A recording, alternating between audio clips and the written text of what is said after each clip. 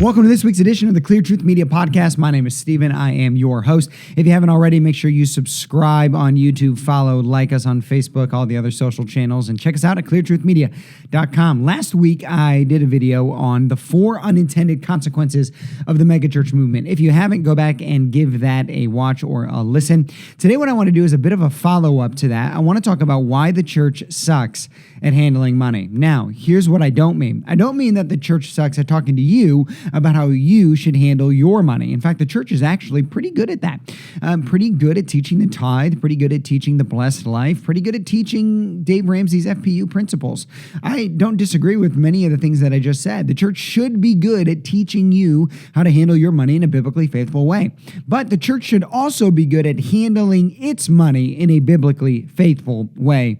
And the modern church, the modern American Evangelical church, particularly the modern American Evangelical church that symbolizes the kind of the movement of the mega church day, sucks at handling money. Have you ever been to a church where they did a plea for more money to build something that they should have already been able to pay for had they just handled their money the right way in the first place? Have you ever felt way too much pressure around the offering time? Like, why are you ramping it up so much? Have you ever felt like they use any deceptive tactics in order to get you to give more money than you are comfortable giving? I don't mean biblical teaching. I mean manipulation. I mean storytelling. I mean bragging about their generosity. I mean a whole bunch of things that are not biblically faithful tactics, all because the church mismanaged its money. I think in the next era of American evangelicalism, the church needs to get money correctly. It needs to get money correctly. I have created a handy-dandy acronym in order for us to remember this. And so what I want to do is give a challenge out there to all pastors and all faithful churchgoers that whatever church you go to, that it gets money correctly. Let me tell you what I mean by gets. G, the church should be generous. E, the church should be efficient. T, the church should be transparent. Now, some of you are out there and you're too much a church purist and you're already disgusted by the conversation that I'm having.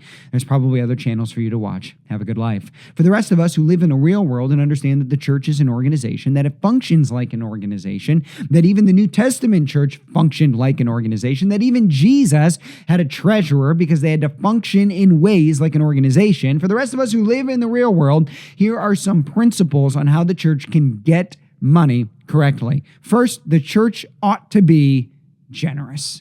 Generous. I believe that the primary objective of every church financially, the first goal should be to take care of needs within the church family. In James, we're told about pure and genuine religion. It's taking care of the orphan and the widow. All throughout the book of 1 Corinthians, where Paul is talking about generosity, he expresses how it is the church's role to take care of each other's needs. He even shows a little bit of something that I would call like revenue sharing in the early church. We, of course, see this in the book of Acts, where the church was unbelievably faithful. Now, of course, this was not a push for socialism. This was all done out of the freedom of the heart and the individual response. It was not coerced or anything like that. But the church as a whole and as an entity ought to be a generous entity. At our church, what we do is this. The first 10% of every dollar that comes in, you can probably guess where we got 10%. The first 10% of every dollar that comes in goes into what we call our family fund. It's not our missions fund. It's not our benevolence fund. It's our family fund. Why?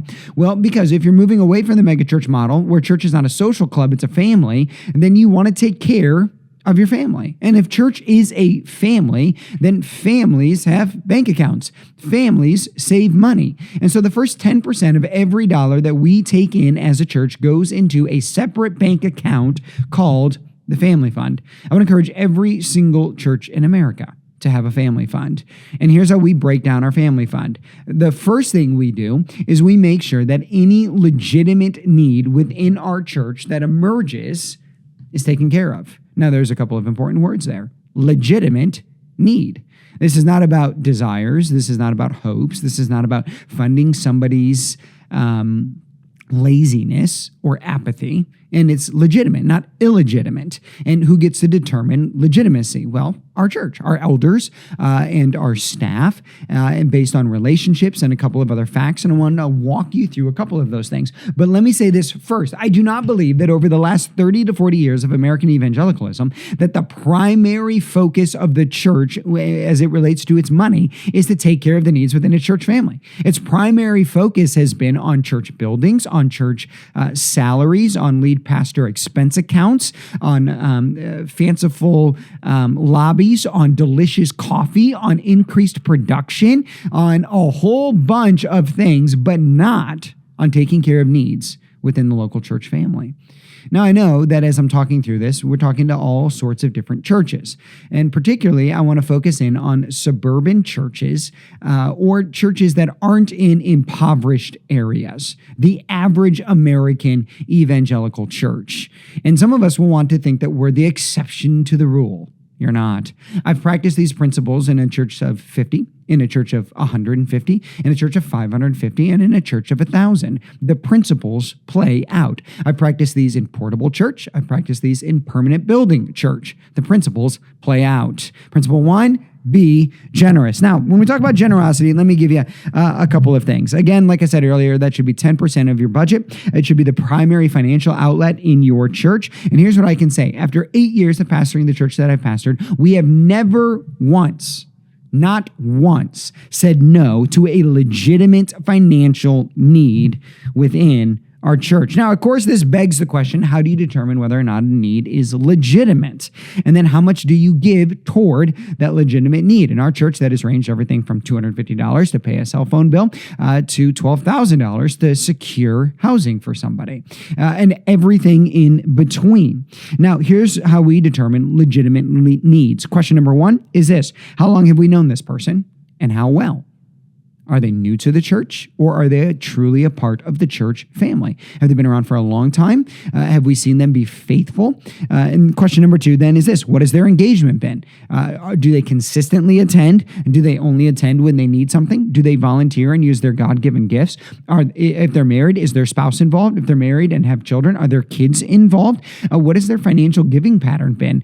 Do they show that they are obeying godly principles with their own money and they're just in a time of hurt and need? Or are they, and have they shown a pattern of financial instability, laziness, or just flat out wrongness as it relates to how they use their own money? And then question number 3, are they willing to be held accountable in the future?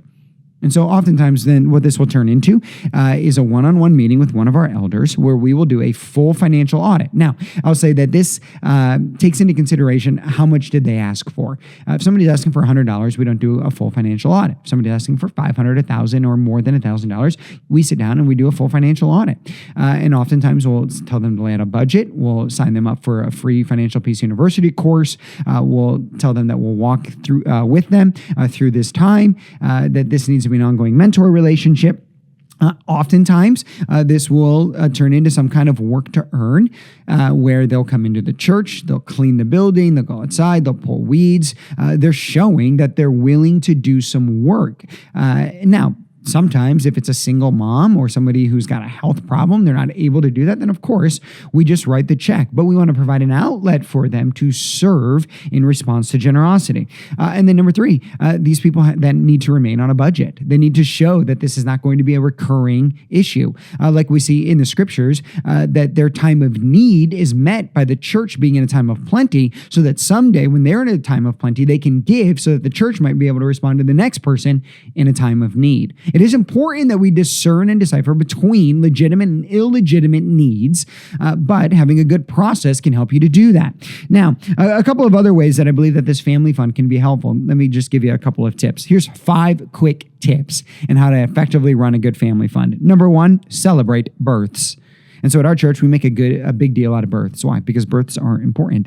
And so every time a baby is born in our church, we snap a picture, we send it over to my assistant, and we send them a gift basket, we send them a DoorDash, and then the next time we see them, we have a present waiting for them when they show up at church. We've done this a lot of times, as our nursery will attest, over the last, and it costs us somewhere between $100 to $200 a baby. But when you're setting faithfully aside 10% of what you have plenty of money to be able to do these things. It's a family fund. families celebrate births. Number 2, always send flowers. Let me repeat that. Always send flowers.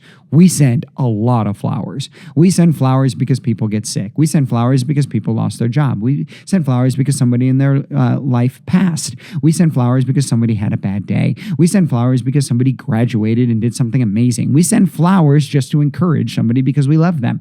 Always send flowers. Number 3, DoorDash. Whenever they are sick, just send a DoorDash.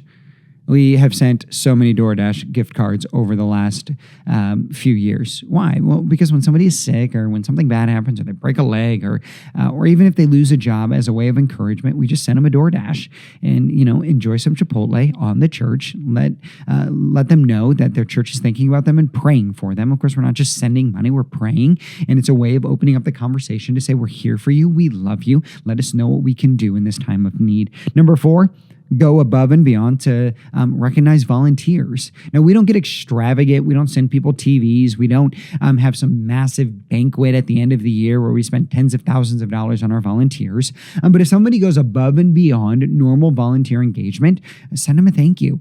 Send them some chocolate. Send them some, whatever's good in your context. And tell them that we appreciate them serving the body of Christ in a way that is above and beyond regular engagement. And then number 5, we love some good old-fashioned Christmas gifts. And so every year we sit down as a team and we think about all the people who have just so faithfully given, and in a effective, cost-efficient way, we thank our volunteers every year around Christmas. Why? Because that's what family does. Family gives each other gifts around Christmas. These are 5 quick tips tied into the idea of just being radically generous to take care of the needs within your church family. Now, let me say this also about taking care of needs within the church family. We say no as many times as we say yes. Because sometimes a need will come in from a young couple and I'll say, guys, this isn't a need. You guys just need to be better with your money. And I would love to write you a check to help you move along, but I'm not going to do that. I'm not going to do that because you're young and you're smart and you can learn how to handle your money and you can work some overtime hours because you don't have any kids right now. You can pay off this debt, right? And then you can be faithful givers and someday you'll turn around and you'll be able to help somebody in a time of need, or you'll have the conversation that I'm having with you right now to a young couple and you'll say, buck up, life's tough, work hard, get out of it on your own. You have to decipher between legitimate and illegitimate, but it provides great opportunities for both discipleship and training. Now, this is what we do first and foremost inside of our church. We want to make sure that we have enough money in that 10% to take care of all of our needs in the church first. Now, after that, then we look and we go out. So then we want to go locally, regionally, and internationally. One of the things that we have done, particularly early on in our church when our budget was smaller, we didn't get into any long-term monthly financial commitments. We never signed up for anybody to say we're going to send this amount every single week or every single month or even every single year because we knew that we needed to be able to take care of our needs within our own church family first. That was our responsibility. Now, as we've gotten a little bit bigger and our budget's a little bit higher, now we have a couple of ongoing financial commitments, but they don't impinge our ability to respond to urgent needs either inside or outside of our church. I want us to be known as a generous church. And so in our community, pretty much anyone who's a Christian organization that asks us for money, we give it to them. Not large amounts, but we want to be helpful. And so a $250 check or a $500 check, something that simply says we believe in the work that you're doing and redemption is a friend. Now, we reserve larger gifts for organizations that we really want to get behind, and we're more focused than we are broad in our missions or our cultural engagement, where we want to focus on a small group of entities that we can really come around and make a big impact on. This has been our strategy. It's worked well. We want to be a generous people. Now, like in the individual life in the church, it should start with generosity. But generosity comes out of really this next principle. And that is this. If we want to get money, we want to be generous. Number 2, we want to be efficient. Now, here is where I will challenge almost every church in America. We live in a highly inefficient church era. We have churches with staff to pastoral ratios that are outrageous. We have parachurch ministries, college ministries in particular, where they've got like 70 staff members and 9 students. I mean, it's crazy, the inefficiency, and the standard everyday church is just as bad at it. And we need to get better at it. When it comes to efficiency, the first thing that we need to do is have some kind of, like we would in the everyday believer life, we need to have some kind of budget or system. I'll tell you the one that we follow. This isn't necessarily biblical, and so you can create your own, but just have one. The one we follow is this: 35, 35, 20, 10. The 10, of course, is the family fund. 35 is personnel. 35 is building. And 20 is ministry and operations. Now, let me stop for a second, because I know many of you are out there right now and you're like, that is impossible. You don't understand my context, Stephen. That's impossible. Well, let me say this. Size certainly, or budget, doesn't matter in this area, because we've operated on this when we were a church of $300,000 budget, a $400,000 budget, a $1 million budget, a $2 million budget, and now today where we'll be right around $3 million. You're like, I can't believe you're telling me your budget. Well, we're about to hit my third point, so you'll see in a second. But where we'll be at a $3 million budget, and the principles work every step of the way. And the principles actually feed into each other. First, you can be generous when your first 10% is already being set aside. And then you have to be efficient with the other 35, 35, and 20. So let's talk about the first 35, personnel. Let me hit home for a second. Lead pastor, this starts with you. If you overpay yourself, you set your church up for failure. Let me say it again. Lead pastor, if you overpay yourself, you set yourself up and your whole church for failure. Okay, what does it look like to overpay yourself? Well, that's going to look different in a lot of different contexts, of course. But at our church, what that meant is I was bivocational for many of the early years. It looked like for the first 6 or 7 years of our church, I was married, I had children, and I was in the bottom 10 percentile of lead pastor salaries in our budget and church size. Why? Because we wanted to have a healthy environment. Now, as our church has gotten a little bit bigger, a little bit older, our staffing ratios and where we fall in the percentiles has changed a little bit. But that was the reality for the first 6 or 7 years. I did that intentionally. Why? Because these principles matter, because they affect the entire church, because generosity is more important than my salary, because taking care of my staff is part of my responsibility. It starts with you, lead pastor. Now, the other way that this begins to play out is churches need to just have some discipline. Churches can love to hire people. As a church right now, we tend to operate right around 25 to 26% of our budget on payroll. Easily, a church our size and church our budget, we're slightly above when it comes to like budget to size ratios, but just slightly compared to averages. We could double our staff and probably be like most other churches. Just add a secretary, add somebody who's in charge of some weird thing that only takes 5 hours a week, but they get a full-time job. And then just say they're important.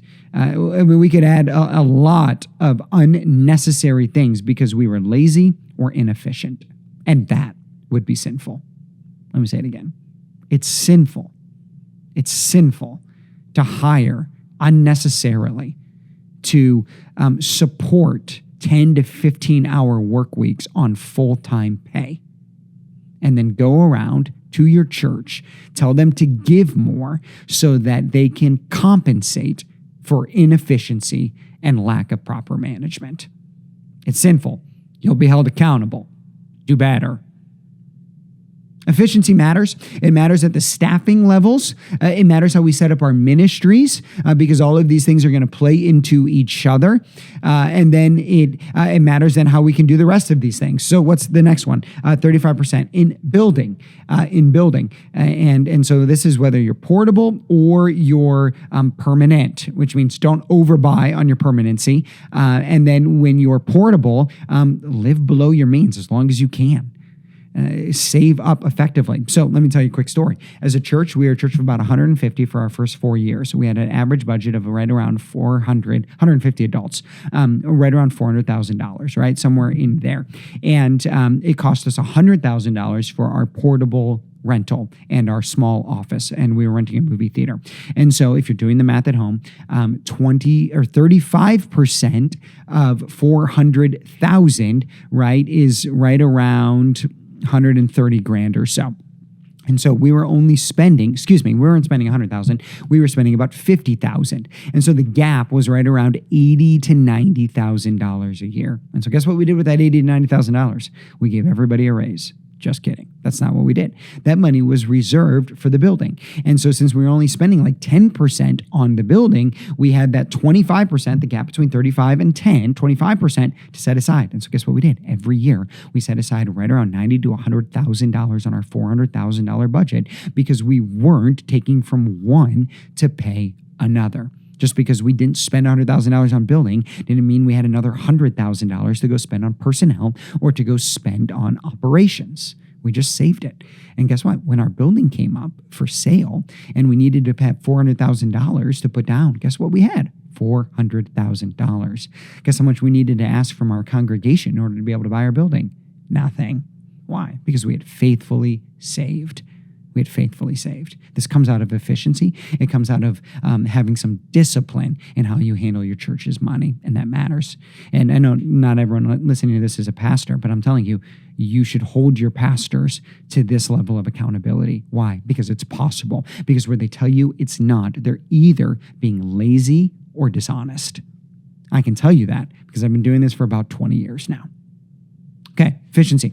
That takes us into the next round of ministry and operations. We have a 20% where we set aside 20%. And I'll tell you what, we've never spent more than 11% on ministry and operations. And here's why. We don't print unnecessary things. We don't make extravagant posters for every series.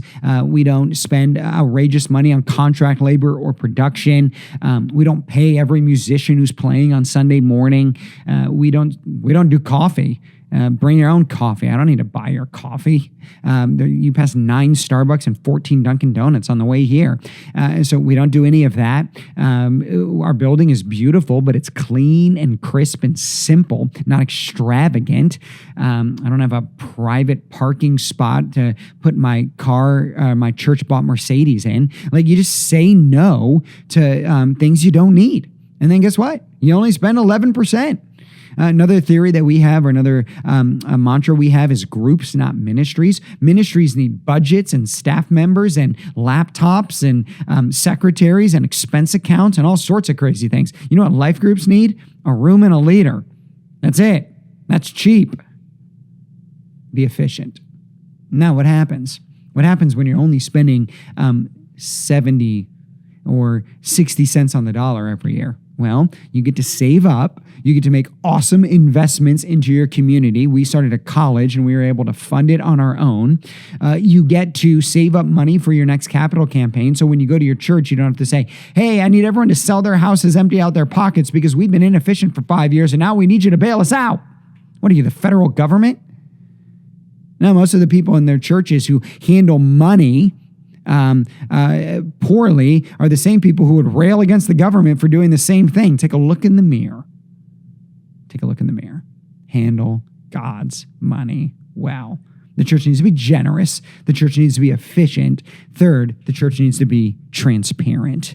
Now, transparency, it doesn't mean that every single penny in the church's book should be open. I'm not advocating that. There's a respectable amount of transparency. There is church leadership and structure for a reason. But on the other hand, this shouldn't be reserved to one or two individuals or a family that controls everything. We shouldn't also have like a modicum of transparency where we're really just trying to hide behavior. So let me tell you what transparency has looked like for us. First, it looks like elder accountability. And so at our church, we have 4 elders, myself being one as the lead pastor, and then 3 non-staff elders. And they have access to everything. At any moment, they can look at every single expense in the church. So there are now 4 men, 3 of them who don't get a paycheck, that have absolute access to everything. And these men, of course, represent our congregation. They serve our congregation. They love our congregation. They have a vested interest in protecting their own reputations, making sure that nothing crazy is happening. I mean, that alone right there is beyond what a lot of churches do in transparency. But every single elder should have access to every single expense. That's number 1. Give them access to the ledger. Number 2, we have spending limits. And so I, as a lead pastor, am only allowed to spend certain thresholds without approval from at least 1 elder in some cases or 2 elders in other cases. And so simple spending thresholds. Your pastor is not a king. He's not a king. He's a shepherd, preacher, leader, and he operates on a team. At least he should.